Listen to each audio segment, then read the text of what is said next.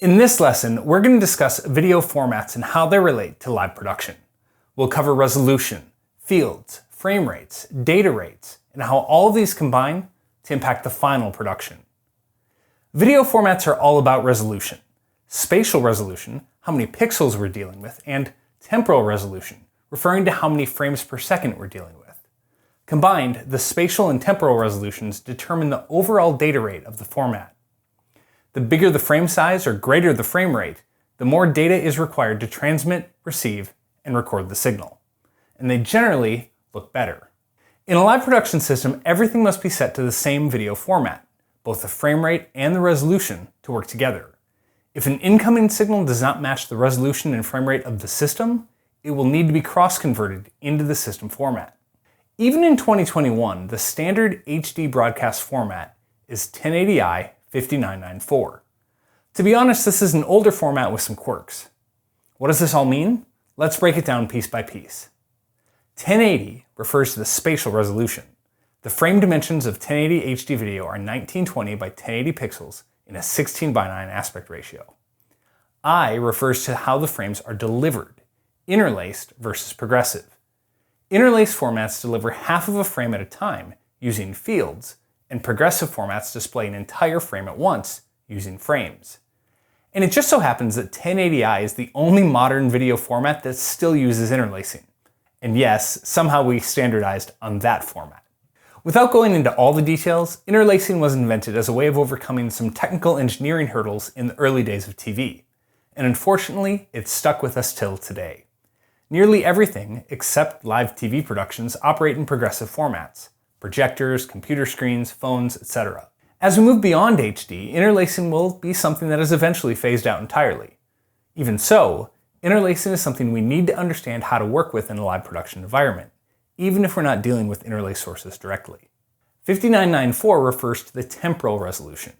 This number represents how many fields per second in an interlaced format and how many frames per second in a progressive format.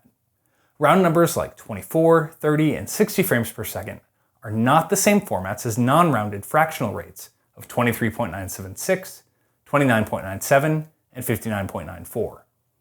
The difference in these formats again goes back to the history of TV engineering, but essentially live TV and broadcast systems operate in the fractional or decimal rates, and film productions work with whole numbers. So, 1080i 5994 is 1920 by 1080 pixels interlaced and runs at 59.94 fields per second, or the equivalent of 29.9 frames per second, since each field is half of a frame. Although it's not a common broadcast format, 1080p 2997 and 1080i 5994 have the same data rate because each field is only half of a frame. The interlaced format delivers half a frame at twice the rate, and the progressive format delivers a full frame at half the rate, leading to the same amount of data. Comparatively, 1080p 5994 contains twice the amount of data as does 1080i 5994. That's because in a progressive format, the temporal resolution number refers to the frames per second, not the number of fields per second. And since a field is only half of a frame, 1080p is twice the data of 1080i, even though the temporal and spatial resolutions of the format are identical. All right, let's go back to resolution and aspect ratios for a moment. Live production broadcast formats are always 16:9, whether you're in HD or Ultra HD. Many digital cinema formats are 17:9 or even wider, but they need to be cropped or letterboxed into a 16:9 aspect ratio before they can actually be used in a live production. HD video formats are named by their resolution height. Anything greater than HD resolution, say digital cinema, film masters, 2K or 4K, and Ultra HD formats, are measured by their resolution width. 720 HD is 1280 by 720 pixels and is always progressive. 1080 HD video is 1920 by 1080 pixels and can be either progressive or interlaced. Ultra HD video is twice the width of Full HD, making it 3,840 pixels wide and 2,160 pixels tall in a 16:9 format. This is often called 4K video because the horizontal resolution is nearly 4,000 pixels wide. To maintain the aspect ratio, Ultra HD video isn't twice as much data as HD, but it's actually 4 times as much data. A quick note here. Many cameras support a Cinema 4K mode, which records in 4096 by 2160 in a 17 by 9 aspect ratio, which means UHD and Cinema 4K are not exactly the same thing, but the name 4K is often used interchangeably for both of these formats. In this lesson and throughout the course, if I mention 4K, I'm always referring to Ultra HD for live production in a 16 by 9 aspect ratio. Alright, moving on. So how much data are we talking about in these video formats? An uncompressed 1080i video signal generates 1.5 gigabits of data per second, often referred to as a 1.5G signal. 1080p at 5994 doubles that rate to 3G video. And since Ultra HD is 4 times HD video, 4K at 2997 is 6G video, and 4K at 5994 is 12G video.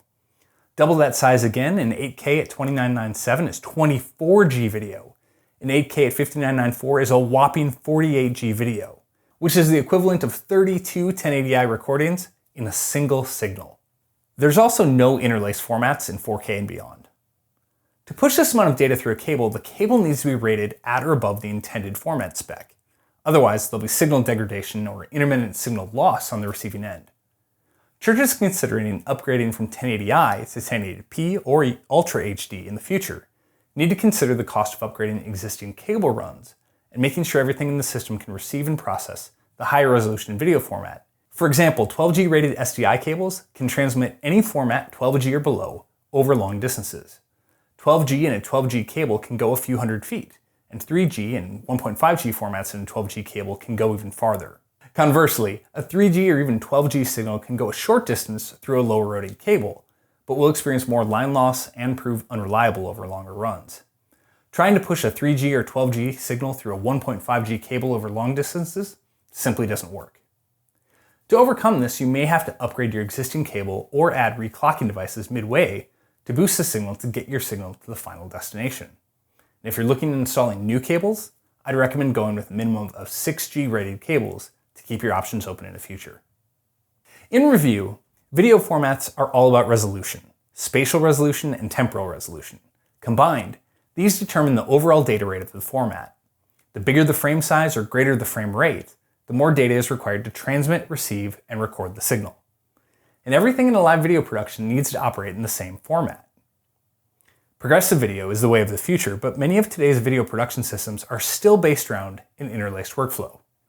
Understanding how all of these formats work and how much data they generate can help you make informed decisions about what formats to use. I'm Carl Larson, and thanks for watching. I'll see you in the next lesson.